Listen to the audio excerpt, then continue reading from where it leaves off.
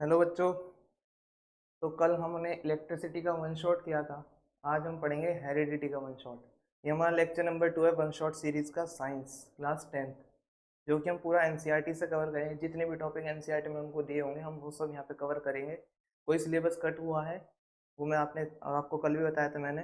कोई syllabus cut हुआ है वो आप अपने अकॉर्डिंग देख लेना। बाकी जितना भी है बुक में वो आगे 12th में भी काम आएगा। वहाँ पे कट हुआ है या नहीं ये नहीं पता हमको, तो इसीलिए जो सिलेबस कट हुआ है मैं उसको भी पढ़ाऊंगा, वो आगे चल के आपको ही काम आएगा। ठीक है, तो बिना देर करे आप चैप्टर शुरू करते हैं। हम आज हेरिडिटी, क्लास 10th का हेरिडिटी। हेरिडिटी हेरिडिटी तो हेरिडिटी क्या होती है? हेरिडिटी होती है जो हमारे जो करेक्टर्स हैं, जैसे आपके पेरेंट्स के करेक्टर आपके अंदर आते हैं। बोलते हैं ना कि ये बच्चा अपने माँ पर गया, ये बाप पे गया, तो उसी को बोलते हैं हेरिडिटी। जो करेक्टर्स आपके पेरेंट्स से आपको मिलते हैं वही हेरिडिटी होती है। The characters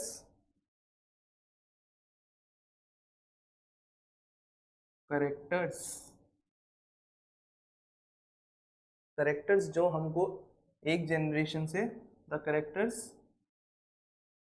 which appear from one generation to another to another to another ये होती है हेरिडिटी। अब हेरिडिटी हमको पता चल गई, हेरिडिटी क्या होती है। इसी की जैसी एक और टर्म आती है, इनहेरिटेंस। इनहेरिटेंस इनहेरिटेंस इनहेरिटेंस और हेरिडिटी में बहुत कम अंतर है। जो हेरिडिटी है वो हमारा करेक्टर्स जो हमारे एक जनरेशन से दूसरे जनरेशन में जाते हैं उनको हम हेरिडिटी बोलते हैं। और जिस प्रोसेस से आते हैं, the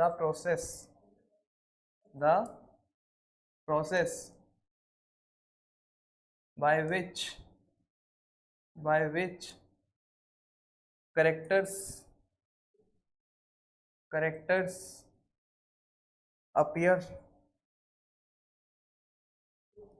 from one generation to another one generation to another ये होता है इनहेरिटेंस। इनहेरिटेंस एक प्रोसेस है, उसी का सब पार्ट एक हेरिडिटी है। ठीक है, करेक्टर्स जाते हैं किस प्रोसेस से जाते हैं उसको हम बोलते हैं इनहेरिटेंस। करेक्टर एक जनरेशन से दूसरे जनरेशन में जाते हैं उसको बोलते हैं हम हेरिडिटी। ठीक है, ये आगे होगा आपको समझ में। आगे बढ़ते हैं। आगे हमारा जो टॉपिक है, हम पहले पढ़ते हैं जीन। जीन क्या होती है? जीन जीन क्या होता है? जीन हमारा सेल होता है। सेल सेल में होता है न्यूक्लियस सेल में होता है न्यूक्लियस सेल में होता है न्यूक्लियस न्यूक्लियस के अंदर हमको मिलते हैं क्रोमोसोम। क्रोमो क्रोमोसोम ठीक है, क्रोमोसोम में हमको मिलेंगे डीएनए, मिलेगा डीएनए। ठीक, डीएनए पे डीएनए पे कहीं कहीं पार्ट पार्ट पे अलग अलग जीन्स हैं। डीएनए पे अलग अलग पार्ट पे जीन्स हैं। तो ये जो जीन्स है ना, ये हमारे करेक्टर्स को कंट्रोल करते हैं। मतलब जैसे आंखों का कलर ब्लू होगा या ब्लैक होगा, वो आंखों वाला जो जीन होगा पर्टिकुलर उस पर डिपेंड करेगा। ठीक है, जो आंखों का जीन होगा उस पर डिपेंड करेगा कि आंखों का कलर ब्लू होगा या होगा ब्लैक। ठीक, जीन को हम बोलते हैं, ये याद करना, gene is the functional unit of heredity functional unit of heredity. ठीक, इतना समझ में आया जीन क्या होता है।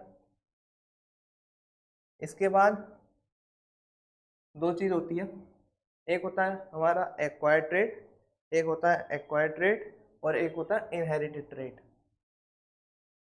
एक्वायर्ड ट्रेट, एक्वायर्ड ट्रेट, और दूसरा इनहेरिटेड, इनहेरिटेड ट्रेट। ठीक। एक्वायर्ड ट्रेट वो होता है जो हम अपनी लाइफ में एक्वायर करते हैं, जैसे कितनी नॉलेज हमने एक्वायर की है, कितने हम हेल्दी हैं, मसल्स वगैरह जितनी हमने बनाई है, वो एक जनरेशन से दूसरी जनरेशन में नहीं जाती, ना हमको हमारे पेरेंट्स से मिलेगी। हम अपनी लाइफ में एक्वायर करते हैं अपनी नॉलेज। उसी तरह से हम अपने हेल्थ फिट कितने हैं वो हम अपनी लाइफ स्टाइल से एक्वायर करते हैं, वो जनरेशन टू जनरेशन नहीं जाएगी, एक्वायर इन लाइफ इसको बोल देंगे, which is acquired in life. और ये वो होती है जो हम पे बाय बर्थ प्रेजेंट होती है, जैसे eyes colour, hair colour, height कितनी होगी, ये सब हमारे पहले से ही हम हमारे जीन्स को रेगुलेट कर दिया होता है। जीन्स में जो जब रिप्रोडक्शन होता है उस टाइम पे जब जीन बनते हैं, मदर का अलग होता है, फादर का अलग होता है, तो जब फर्टिलाइजेशन होता है उस टाइम पे जो जीन्स होते हैं वो रेगुलेट हो जाते हैं कि आने वाली जो जनरेशन होगी उसका eye colour, hair colour, height वगैरह ये सब कितनी होती है। तो इसमें by birth present, present by birth. दूसरा, it does not appear from one generation to another, one generation to another. और ये हमको हमारे पेरेंट्स से मिला है, हमसे हमारे बच्चों में जाएगा, तो ये जनरेशन टू जनरेशन जाता है। Appear, appear from one generation to another, to another, appear from one generation to another. ठीक, आगे बढ़ते हैं।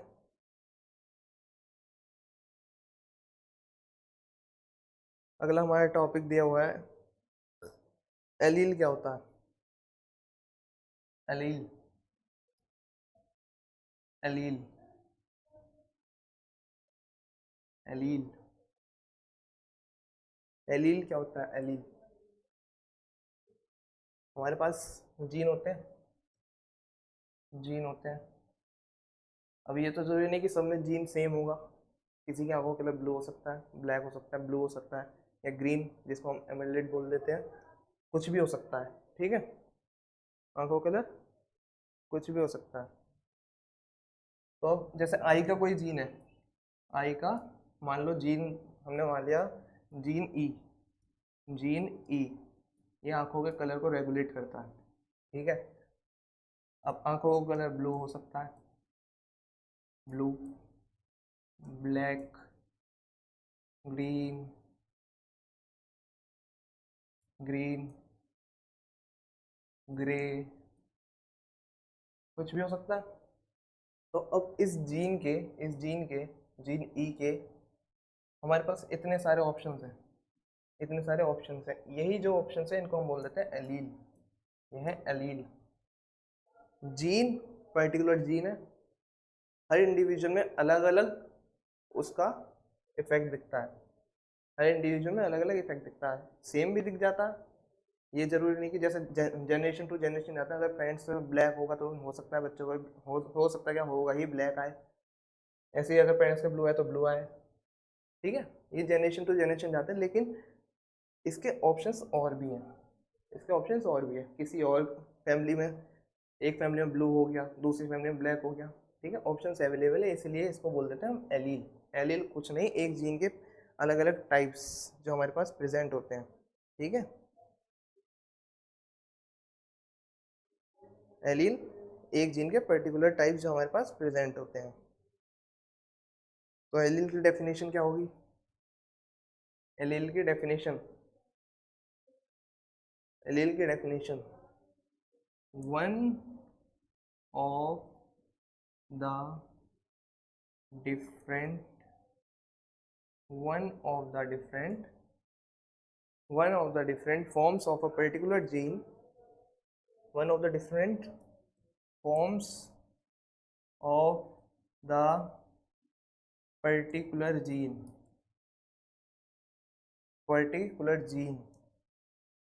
अब जीन कौन से, जो which is present at same position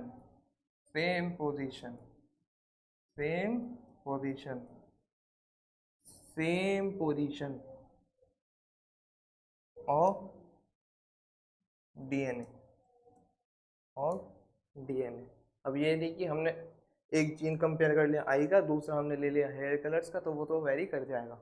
ठीक है, एक ही जीन के हमारे पास जब अलग अलग ऑप्शंस होते हैं उसको हम बोल देते हैं एलील। और बढ़ते हैं आगे। अगला हमारे पास, अभी मैं आपको ये बेसिक टर्म्स बता रहा हूँ, इसके बाद हम चैप्टर पे आगे बढ़ेंगे। अगर हमको ये नहीं पता होगा कि एलील क्या होता है, जीन क्या होता है, हेरिडिटी, इनहेरिटेंस, ये सब नहीं पता होगा तो हम कर नहीं पाएंगे आगे हम बढ़ते हैं। तो हमारी बॉडी में ना दो तरीके के सेल होते हैं, एक होते हैं सोमेटिक, एक होते हैं सोमेटिक सेल। सोमेटिक सेल हमारी बॉडी में डिप्लॉयड होते हैं। क्या होते हैं? डिप्लॉयड। ठीक, ये पेयर्स में प्रेजेंट होंगे, हमेशा, ये हमेशा पेयर्स में प्रेजेंट होंगे। ठीक है, और दूसरे हमारे पास होते हैं गैमेट सेल। तो जो पेयर्स में प्रेजेंट होता है, टोटल कितने क्रोमोसोम होते हैं? टोटल क्रोमोसोम कितने होते हैं? 23 पेयर्स। ठीक, जिसमें से 22 हमारे 22 हमारे सोमेटिक होते हैं। ठीक, जिसमें 22 हमारे नॉर्मल सोमेटिक्स होते हैं, और उसके बाद एक पेयर हमारा आता है जो कि जैसे मेल होगा तो उसमें हो जाएगा XY, और फीमेल होगी, मेल में हो जाएगा वो XY, और फीमेल होगी तो उसमें हो जाएगा XX। ठीक है, ये रेगुलेट करता है कि आने वाली जो जनरेशन होगी ये इन दो, ठीक है, फीमेल में ये वाला पेयर और मेल में ये वाला पेयर, ये बताएगा कि आने वाली जनरेशन का जेंडर क्या होगा, ये वो चीज़ डिसाइड करेगा।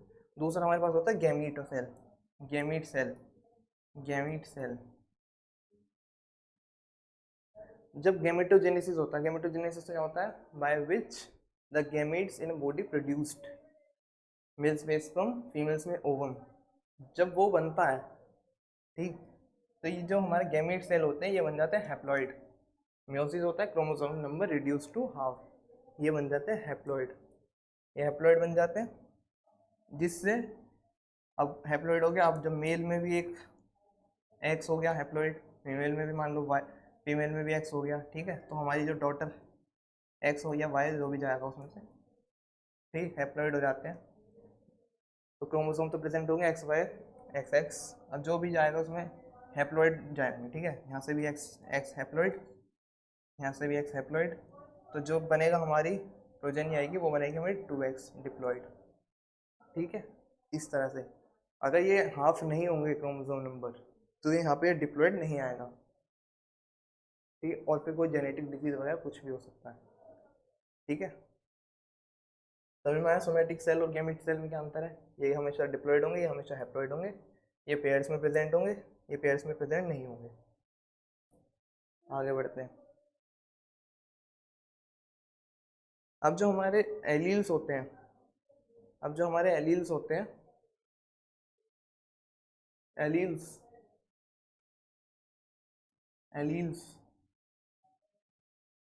ये दो तरीके के होते हैं, होमोजाइगस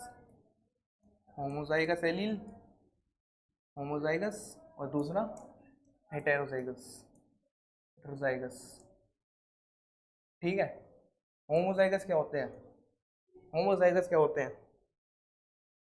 जैसे टॉल है, ठीक है, टॉल के लिए लेके चलते हैं। तो टॉल में टी और टी, ये प्रेजेंट है तो ये है होमोजाइगस, ये होमोजाइगस ट्रेट है। हेट्रोजाइगस, हेट्रोजाइगस में ये, हेट्रोजाइगस में ये वाला है। ठीक, समझ में आया? होमोजाइगस एलील और हेट्रोजाइगस एलील क्या होते हैं? ठीक है, आगे बढ़ते हैं। तो हमारा अगला टॉपिक है डोमिनेंट और रिसेसिव क्या होता है, डोमिनेंट जीन और रिसेसिव, डोमिनेंट एलील और रिसेसिव एलील क्या होता है। तो dominant, dominant, dominant, dominant allele वो एलील होता है जो कि अपने आप को किसी भी क्रॉस में एक्सप्रेस कर सके, चाहे वो हेट्रोजाइगस कंडीशन में हो या होमोजाइगस कंडीशन में हो, चाहे वो हेट्रोजाइगस में हो, हेट्रोजाइगस में हो, हेट्रोजाइगस कंडीशन में हो या होमोजाइगस में हो, होमोजाइगस में हो। ठीक है, ये अपने आप को एक्सप्रेस कर देगा। जैसे एग्जाम्पल, फॉर एग्जाम्पल क्लास में बच्चे बैठे हैं बहुत सारे, अब जो डोमिनेंट बच्चा होगा वो ये नहीं देखेगा कि कोई और बोल रहा है नहीं, वो अपनी जो बात उसको रखनी होगी वो अपनी बात एक्सप्रेस कर देगा। ठीक है, और वहीं पे जो रिसेसिव बच्चा होगा वो केवल तब एक्सप्रेस कर पाएगा जब बाकी सब चुप होंगे। ठीक, और जो डोमिनेंट होगा वो अपनी बात एक्सप्रेस कर देगा, उसको कोई मतलब नहीं कि कोई और बोल रहा है या नहीं। ठीक, ठीक उसी तरह डोमिनेंट का बता दिया, हेट्रोजाइगस कंडीशन में भी एक्सप्रेस करेगा, होमोजाइगस में भी एक्सप्रेस करेगा। ठीक है, और जो रिसेसिव अलील होगा हमारा, रिसेसिव अलील, रिसेसिव अलील, ठीक है, ये केवल होमोजाइगस कंडीशन में, केवल होमोजाइगस कंडीशन इसमें एक्सप्रेस कर पाएगा। ठीक है, express, express itself only in homozygous condition, homozygous condition। ठीक, आगे बढ़ते हैं। अगला टॉपिक जीनोटिपिक रेशियो और फिनोटिपिक रेशियो क्या होता है। जीनोटिपिक रेशियो और फिनोटिपिक रेशियो क्या होता है, जीनोटाइप और फिनोटाइप क्या होता है। तो मान लिया प्लांट की हाइट का एग्जांपल लेके चलते हैं, कोई प्लांट है उसकी हाइट का एग्जांपल लेके चलते हैं, हाइट, हाइट। ठीक, कंडीशंस होमोजाइगस ले ली, हेट्रोजाइगस ले ली, एक ये वाली होमोजाइगस ले ली। ये हो गया टॉल, ये भी हो गया टॉल। हमने यहाँ पे ये माना है जो कैपिटल टी है ये डोमिनेंट, ये डोमिनेंट, और ये स्मॉल टी है ये है रिसेसिव, ये है रिसेसिव। ये बताएगा डॉर्फ को, ये बताएगा टॉल को। तो अभी हमने क्या पढ़ा था, जो डोमिनेंट होगा वो होमोजाइगस और हेट्रोजाइगस दोनों में अपने आप को एक्सप्रेस कर देगा, इसलिए यहाँ पे ये टॉल है, ये भी टॉल है, और ये होमोजाइगस कंडीशन आ गई तो यहाँ पे ये आ जाएगा डॉल, ये आ जाएगा डॉल। ठीक, अब ये जो चीज़ मैंने लिखी है ये ये है जीनोटाइप, ये है जीनोटाइप, और ये है फिनोटाइप, ये फिनोटाइप। फिनोटाइप हम आंखों से देख सकते हैं, we can see from naked eyes. ठीक, आउटर अपीयरेंस को बोल देते हैं फिनोटाइप, और जिससे वो रेगुलेट हो रही है जीन्स, जीन्स, एलील्स, ट्रेड्स, ये होती है जीनोटाइप। ठीक है, क्या आता है जीनोटाइप के अंदर, आया समझ में? आगे नेक्स्ट टॉपिक, नेक्स्ट टॉपिक आ गया हमारा। अब पढ़ते हैं जो हमारे जो father of genetics, father of genetics कौन है, ग्रेगर मेंडल, ग्रेगर मेंडल,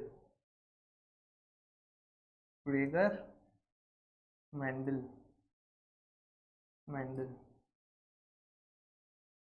अगर ये नहीं होते तो शायद आज भी हम जेनेटिक डिसीज को ओवरकम नहीं कर पाते, उनका ट्रीटमेंट हम नहीं कर पाते सही से। इनका बहुत बड़ा योगदान है हमारे को जेनेटिक्स के बारे में बताना, जीन्स के बारे में बताता। इन्होंने ही 3 लॉ दिए जिसके बेसिस पे हम अपने क्रॉसेस बता सकते हैं, कोई डिसीज़ किसके कैसे ट्रांसमिट हो रही है, ठीक है, वो आगे वाली जनरेशन में होगी या नहीं, तो ग्रेगर मेंडल इनको हम बोलते हैं father of genetics, father of genetics. ठीक है, ग्रेगर मेंडल को हम बोलते हैं फादर ऑफ जेनेटिक्स। और ये ग्रेगर मेंडल जो होते हैं हमारे, ये पढ़ते थे मोनेस्ट्रीज में। उसके बाद मोनेस्ट्रीज के बाद ये गए थे यूनिवर्सिटी ऑफ वीना। कहाँ गए थे? यूनिवर्सिटी ऑफ वीना में पढ़ने। University of Veena. ठीक है, ग्रेगर मेंडल ये वहाँ पे पढ़े, लेकिन ये बहुत गरीब थे, वहाँ पे पढ़े। इनको साइंस और मैथ्स ये बहुत पसंद थे, साइंस और मैथ्स। तो उस टाइम पे इन्होंने बहुत बड़ी बड़ी डिस्कवरीज की थी, लेकिन उनको लोगों ने उस टाइम पे नज़रअंदाज कर दिया। ठीक है, बाद में ये जब इनकी डेथ हो गई, एक्सपायर हो गए, उसके बाद 3 साइंटिस्ट आए थे जिन्होंने इनका वर्क रीडिस्कवर किया था।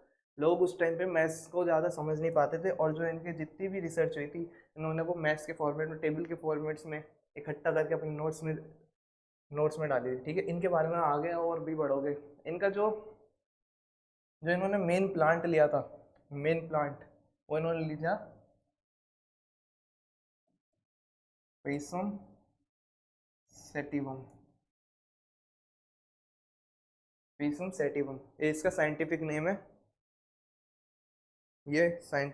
है, यही वाला प्लांट क्यों चूज़ किया, इसके बहुत सारे रीजंस हैं। सबसे पहला, शॉर्ट लाइफ स्पेन। दूसरा, shows number of contrasting traits. Contrasting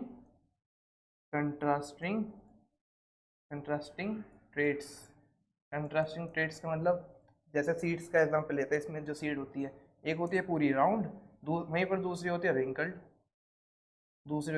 कितना अंतर है? ये हो गई राउंड, ये होती है रिंकल्ड। बिल्कुल अलग, मिलते जुलते हैं ही नहीं। मान लो ये ओवल हो जाती है तो थोड़ा पता भी नहीं चलता। ठीक है, ये हो गया राउंड, ये हो गया रिंकल्ड। तीसरा, इस प्लांट में सेल्फ पॉलिनेशन भी हो सकती है, और साथ ही में और क्रॉस पॉलिनेशन भी हो सकती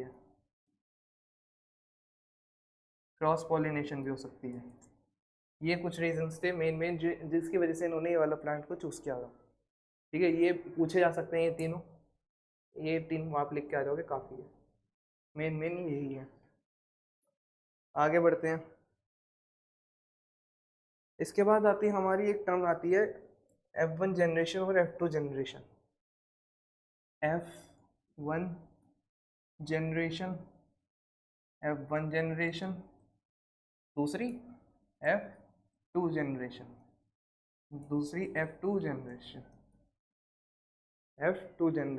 F1 जनरेशन में क्या है? F1 जनरेशन में पेरेंट्स हैं, मान लीजिए ये मदर है, ये फादर है। ठीक है, इनका मान लिया कि ये मदर को मान लिया इन पे ये जीन्स है टॉल वाले, फादर पे हैं डॉर्फ वाले। ठीक, यहाँ से जो क्रॉस करके आएगी प्रोजेनी, वो आएगी टॉल ही आएगा। बहुत सारे आएंगे, लेकिन मेन यहाँ पे टॉल आ जाएगा। टॉल में अब कुछ भी आ सकता है। तो इसका पुनेट स्क्वायर जब बनाते हैं तो 4 वो आ जाते हैं फॉर्मेट्स। टी आ गया यहाँ पे, या वो एक हेट्रोजाइगस भी आ सकता है। एक ही आ जाएगा। रेशियोज में आते हैं 1:2, 2:1। ये हमारी F1 जनरेशन आती है। ठीक है, ये F1 जनरेशन आती है। मानो यहाँ से जो हमारा आया वो आया टी और टी। ठीक है, अब ये हमारी F1 जनरेशन यहाँ पे मान लिया हमारी आ गई टी। यहाँ से ये एक जीन्स लिया, क्रॉस किया तो टी और टी आ गई। ठीक है, अब इसमें जब सेल्फ पॉलिनेशन करवाएंगे, ये होता है पुनेट स्क्वायर। ठीक है, सेल्फ पॉलिनेशन करवाएंगे इसमें। पहले इसको सेग्रीगेट कर देते हैं, तो टी और टी हो गया। तो एक बार यहाँ लिख दिया, एक बार यहाँ लिख दिया, ये वाला टी यहाँ लिख दिया, एक बार ये वाला टी यहाँ पे लिख दिया, एक बार ये वाला टी वहाँ पे लिख दिया, एक बार ये वाला टी यहाँ पे लिख दिया। अब क्या करना है हमको, ये और ये इसकी मल्टीप्लाई करके इस वाले कॉलम में लिखेंगे, फिर इसकी और इसकी वो इस वाले कॉलम में आएगी, फिर इसकी और इसकी वो इस वाले कॉलम में आएगी, फिर इसकी और इसकी इस वाले कॉलम में आएगी। ठीक है, ये आया हमारा F2 जनरेशन। ये जो मैंने किया था ये F2 जनरेशन था, इसको यहाँ से हटाते हैं। F1 जनरेशन का आंसर ये आया है, टी और टी। यहाँ से एक टी लिया, यहाँ से एक टी लिया, और ये आंसर हमारा आया टी और टी। फिर उसकी जब सेल्फ पॉलिनेशन करवाएंगे तो हमारा आंसर आएगा, ये भी आ सकता है, ये आ सकता है, ये आ सकता है। ये हमारी आ गई F2 जनरेशन का जीनोटाइपिक रेशियो। और फिनोटाइप देख पूछेंगे, फिनोटाइप, ये जीनोटाइप, जीनोटाइप का रेशियो क्या आया 1:2, 2:1। और फिनोटाइप का रेशियो क्या आया, ये टॉल हो गया, डोमिनेंट है दोनों, यहाँ पे एक डोमिनेंट है तब भी टॉल हो जाएगा, यहाँ पे एक डोमिनेंट है तब भी टॉल हो जाएगा, यहाँ पे दोनों स्मॉल है इसलिए ये हो जाएगा डॉर्फ, ये हो जाएगा डॉर्फ। तो इसका क्या आया 3:1, इसका आया 3:1। समझ में आया F1 जनरेशन और F2 जनरेशन क्या होती है।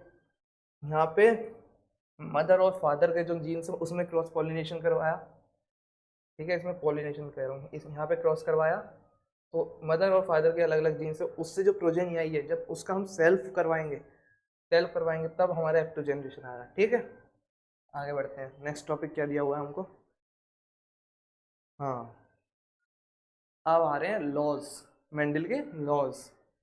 मेंडल ने 3 लॉज दिए थे, जिसमें कि सबसे पहला लॉज है हमारा, सबसे पहला लॉ है हमारा लॉ ऑफ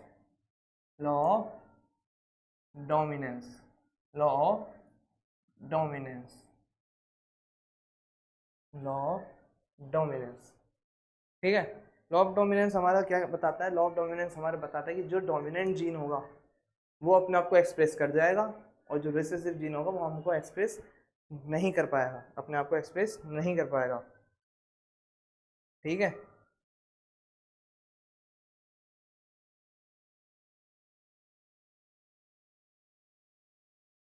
जो एक्सप्रेस कर जाएगा उसको हम डोमिनेंट बोल देते हैं, जो एक्सप्रेस नहीं कर पाएगा उसको रिसेसिव बोलते हैं। शर्त इसमें यह है कि प्योर होना चाहिए, प्योर हो ना हो तब भी डोमिनेंस तो अपने आप को कर जाएगा, होमोजाइगस और हेटेरोजाइगस दोनों में बताया था मैंने कर जाएगा, और जो रिसेसिव होगा वो केवल होमोजाइगस कंडीशन में कर जाएगा। ठीक है, इसमें यही बताया हुआ, और इसको एक्सप्लेनेशन यहाँ पे पीछे हमारे ये है, ये हमारा था डोमिनेंट, कैपिटल टी डोमिनेंट था, और ये हमारा था रिसेसिव। तो अब देखो यहाँ पे दोनों टॉल होमोजाइगस कंडीशन है, टी और टी, तो यहाँ पे तो ऑब्वियस बात है टॉल आना है। यहाँ पे देखो इस जगह पे एक कैपिटल टी एक स्मॉल टी, जो डोमिनेंट वाला है वो प्रेजेंट है यहाँ पे, डोमिनेंट वाला हेटेरोजाइगस में भी कर जाएगा, और जो रिसेसिव वाला है वो हेटेरोजाइगस में नहीं कर पाएगा, इसीलिए यहाँ पे ये टॉल आया है। आया समझ में, ये बताता है हमारा लॉ ऑफ डोमिनेंस, ये बताता है law of dominance, law of dominance.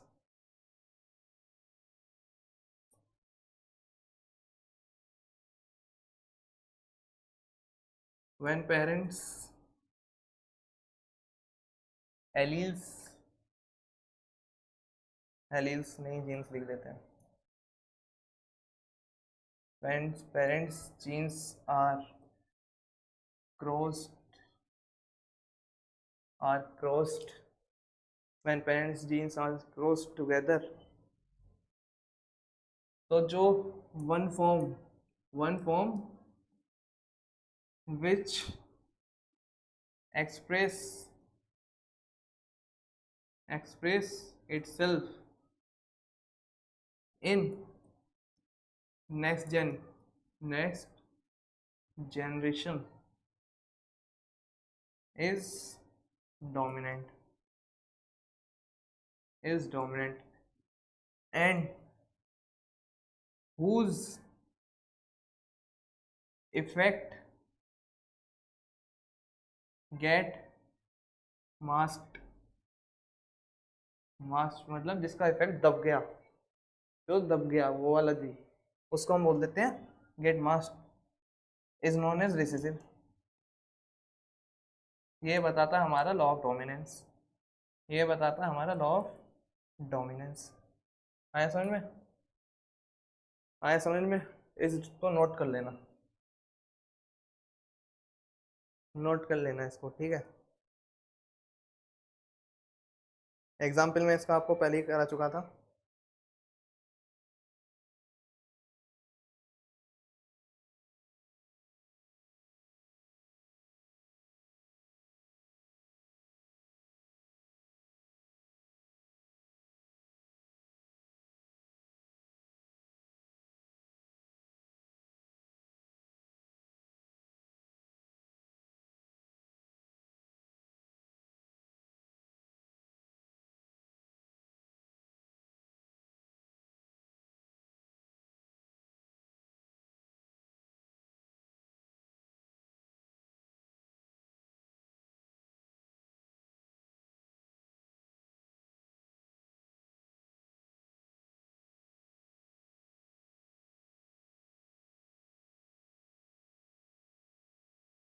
आगे बढ़े।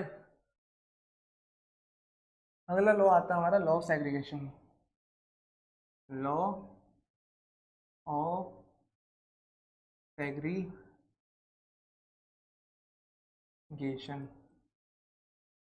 ये लॉ क्या बताता है?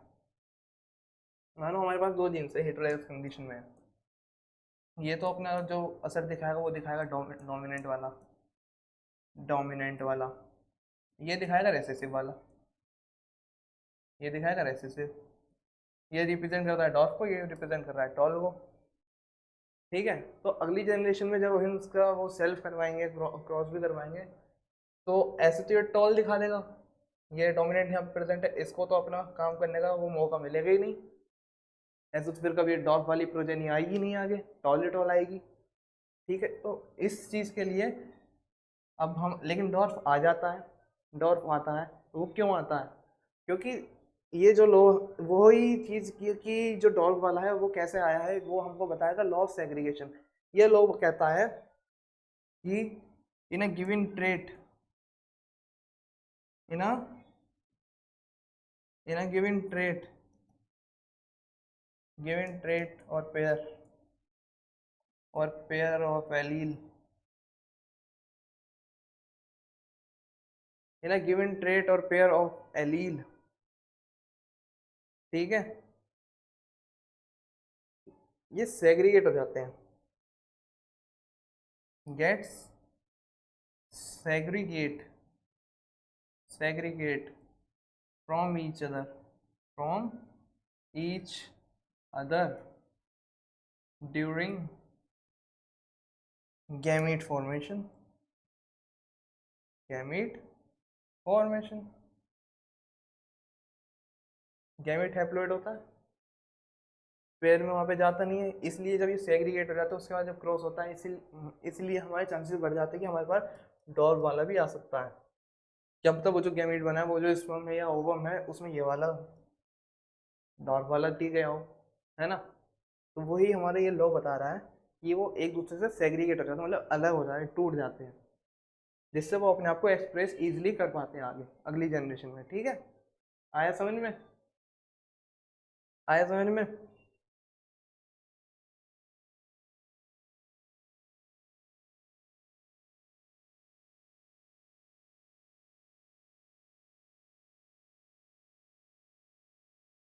अब जैसे एग्जांपल लेता हूँ इसका एक, कि कैसे एक्सप्रेस करेगा। प्लांट हाइट के ले लेते हैं, अभी तक वही ले रहे थे, plant height, plant height, plant height.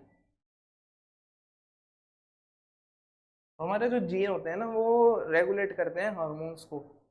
मान लो प्लांट हाइट है, इसमें टॉल हो सकता है, डॉर्फ हो सकता है, टॉल हो सकता है, डॉर्फ हो सकता है। ये वाला इसमें जाएगा टी तो ये टॉल हो जाएगा, ये वाला इसमें जाएगा तो ये वो हो जाएगा। तो जो ग्रोथ हार्मोन होता है, जैसे हमारे अंदर होता है, प्लांट्स में होता है, ग्रोथ हार्मोन होता है, उसको ये वाला जीन रेगुलेट कर देगा, ठीक है। अगर ये वाला होगा तो जो हमारे ग्रोथ हार्मोन है, एग्जाम्पल ले रहा हूँ जी, अगर ये वाला होगा तो जो हमारे ग्रोथ हार्मोन है वो ज़्यादा सीक्रेट करेगा और पेड़ हमारा टॉल हो जाएगा।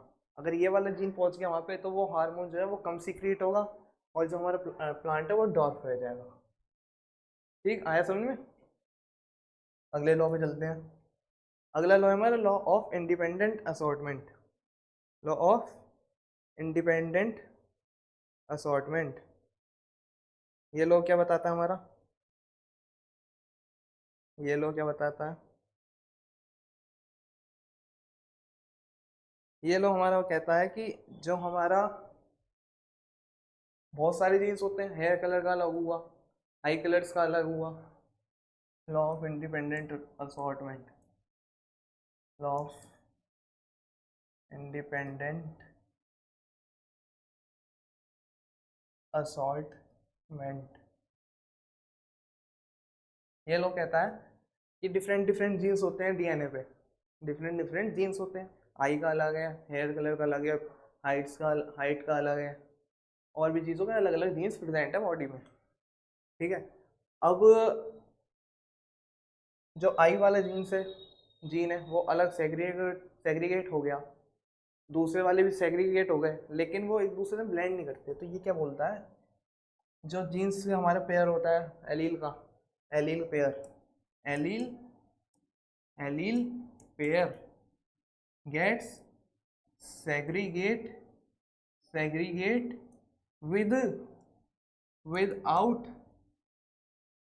without blend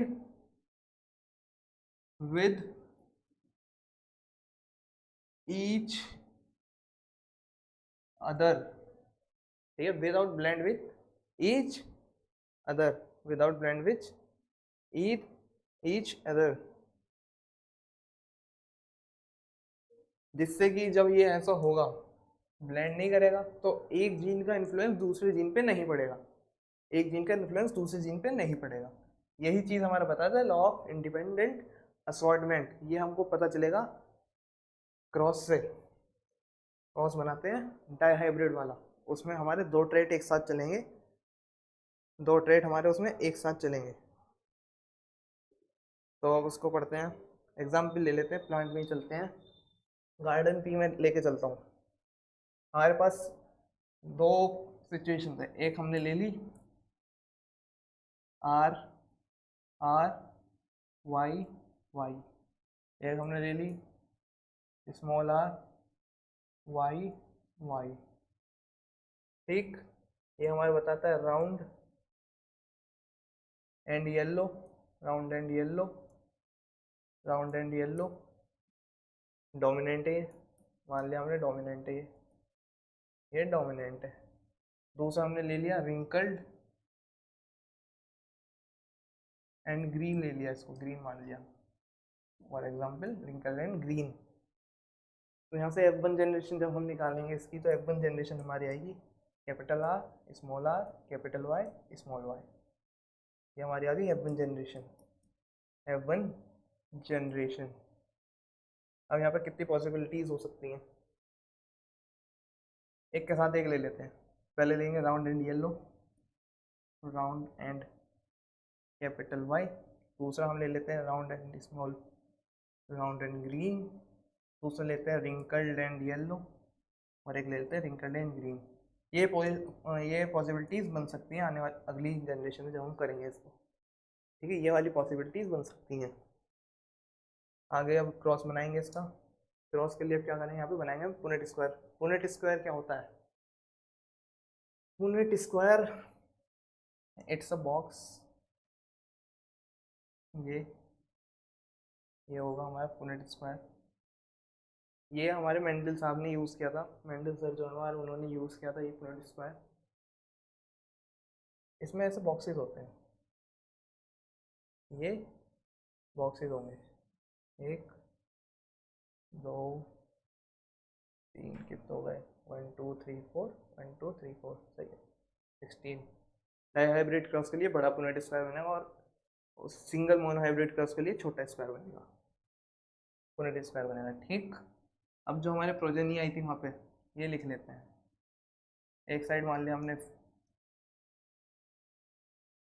ठीक है, जो हमारी प्रोजेनी आई थी उसमें पहला हमने लिया था राउंड एंड येल्लो, ठीक, दूसरा हमने लिया था राउंड एंड ग्रीन, एक हमने लिया था रिंकल्ड एंड येलो, एक हमने लिया था रिंकल्ड एंड ग्रीन।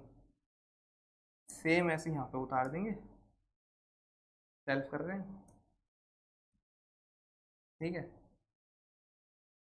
गलती हो सकती है इसमें, बहुत चांसेस रहते हैं क्योंकि कंफ्यूजन हो जाता है कई बार, तो बिल्कुल देख देख के लिखेंगे। पेन चेंज करूँ? पेन चेंज कर लेते हैं हम, यहाँ पर रेड ले लेते हैं। यहाँ पर आएगा round,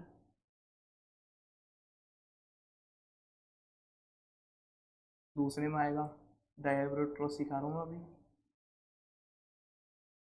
capital Y small Y, फिर आएगा capital R small I, capital Y, फिर आएगा हमारा capital Y small R, capital Y small Y. ठीक इसी तरह यहाँ पे करेंगे, कैपिटल आर कैपिटल आर,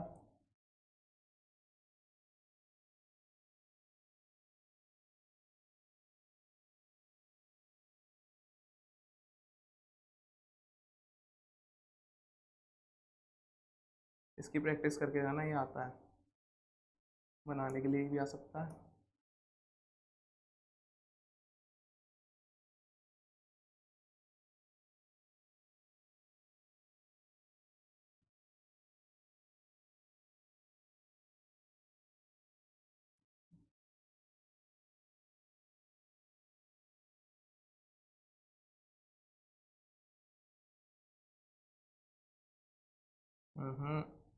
ज़्यादा गलती हो सकती है, बिल्कुल देख देख के बनाना है। यहाँ पे small R small R small Y small Y. अब हमारा बन चुका है पुनेट स्क्वायर। इसके बाद इसमें जो हम मेन चीज़ करेंगे, पहले हम लिखेंगे जीनोटिपिक रेशियोज का। जीनोटिपिक क्या पॉसिबिलिटीज़ थी हमारे पास वो हमें पता ही है। नई जो पॉसिबिलिटीज़ आई हैं यहाँ पे देखो, कैपिटल आर ये हो सकती है। दूसरी हमारी हो सकती है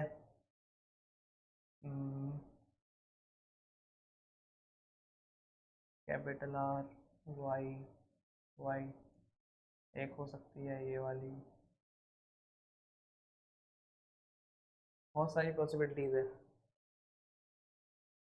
ठू ठू ठू ठू।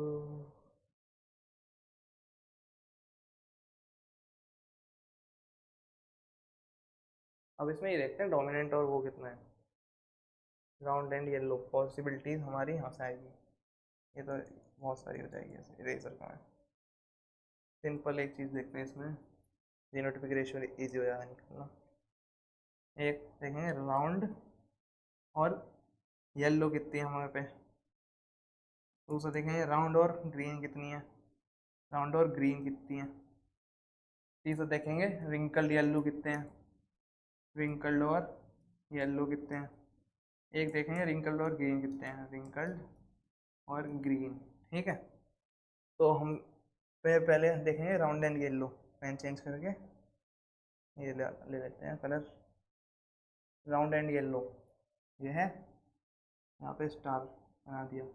ये भी राउंड एंड येलो है, ये भी राउंड एंड येलो है क्योंकि यहाँ पे भी डोमिनेंट है, ये भी डोमिनेंट है।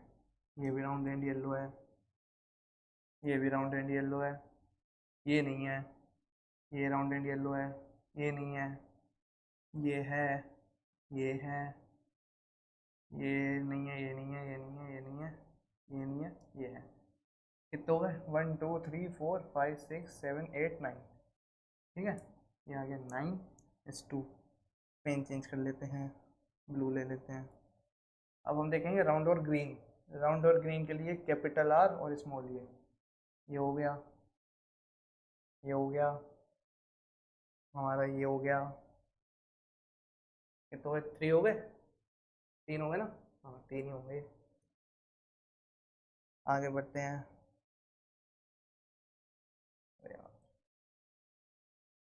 ये वाला लिया कलर। अगला है राउंड और रिंकल्ड और येलो। रिंकल्ड और येलो में स्मॉल, एक तो ये वाला हो गया, ये हो गया, ये हो गया, ठीक। ये भी 3 आया। अगला एक बचा है, एक के लिए ऐसे ही लिख दो यार, ये रेशियो होता है और ये रेशियो एज इट इज आपसे पूछ लिया जाएगा, तो आप इसको रट लेना, बिल्कुल इसको बिल्कुल रट लेना एज इट इज। ठीक है, आगे समझ में, एक बार इसको नोट कर लेना बिल्कुल ऐसे ही।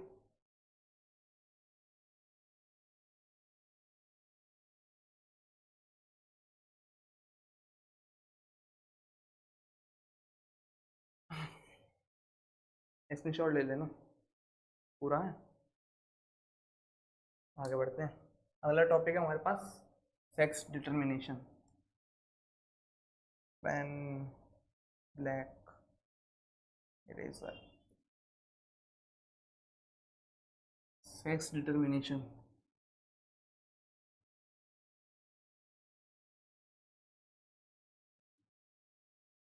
सेक्स डिटर्मिनेशन, सेक्स डिटर्मिनेशन हम आपके सिलेबस में केवल अभी ह्यूमंस का ही है, 12th में आ जाता है, हनी बी का आता है। तो सेक्स डिटर्मिनेशन में अलग अलग तरीके के होते हैं। रेप्टाइल्स में जैसे सेक्स डिटरमाइन हम ऐसे कर सकते हैं कि जो उनका एग होता है उसके आसपास का क्या टेम्परेचर है, आसपास के एनवायरमेंटल टेम्परेचर से उसका हम सेक्स डिटरमाइन कर सकते हैं कि आने वाली जो प्रोजेनी होगी वो मेल होगी या फीमेल। रेप्टाइल्स में ऐसा हो जाता है। स्नेल्स में क्या होता है, सेक्स चेंज हो जाता है। ठीक है, और ह्यूमंस का पढ़ना है, तो ह्यूमंस का कैसे पढ़ेंगे, ह्यूमंस के सेक्स कैसे डिटरमाइन करेंगे हम। मेल होता है, फीमेल होता है, फीमेल होती है।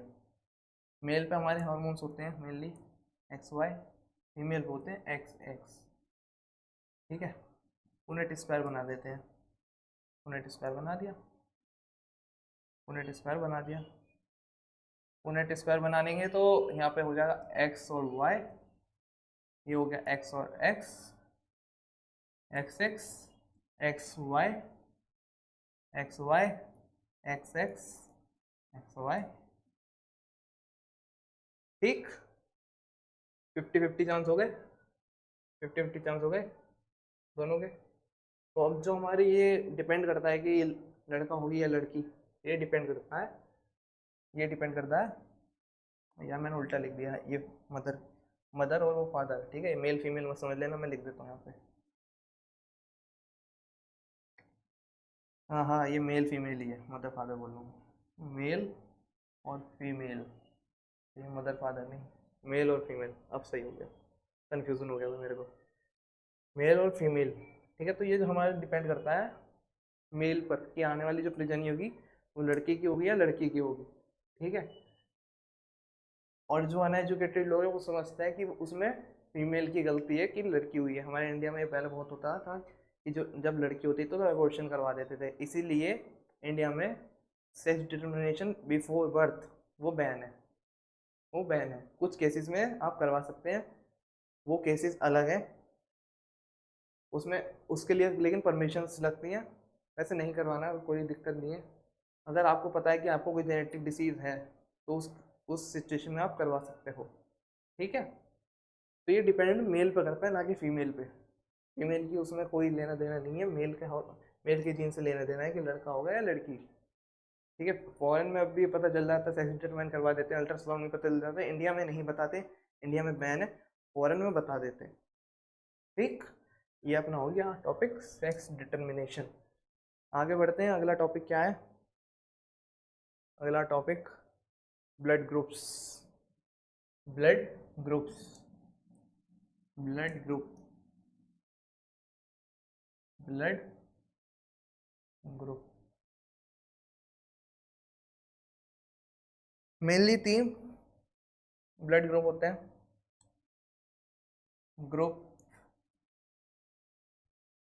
ए, ग्रुप बी, ग्रुप ओ। ये ये डोमिनेंट, ऐसे समझ जाओ, डी से डोमिनेंट, और ये वाला रिसेसिव, लिख देता हूँ डोमिनेंट, डोमिनेंट, ये रिसेसिव। ठीक है, ये रिसेसिव।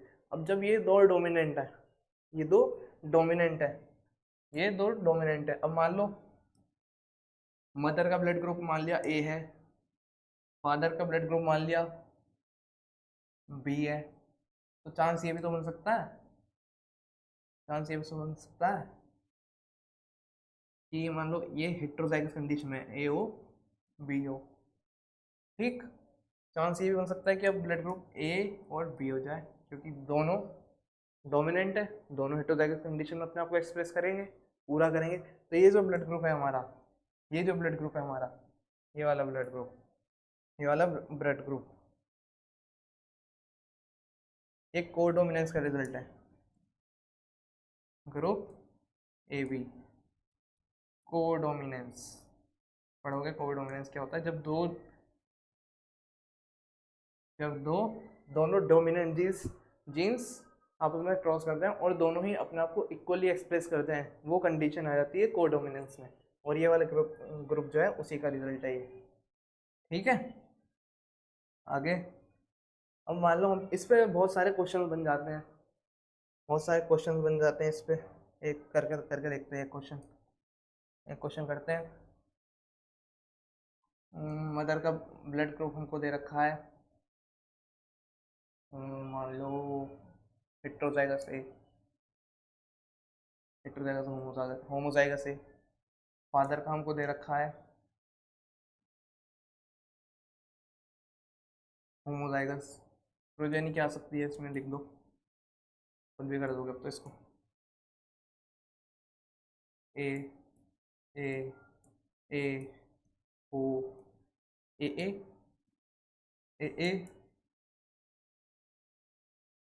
ए ओ ए ओ। एक जीन, एक हेटेरोजाइगस और एक होमोजाइगस।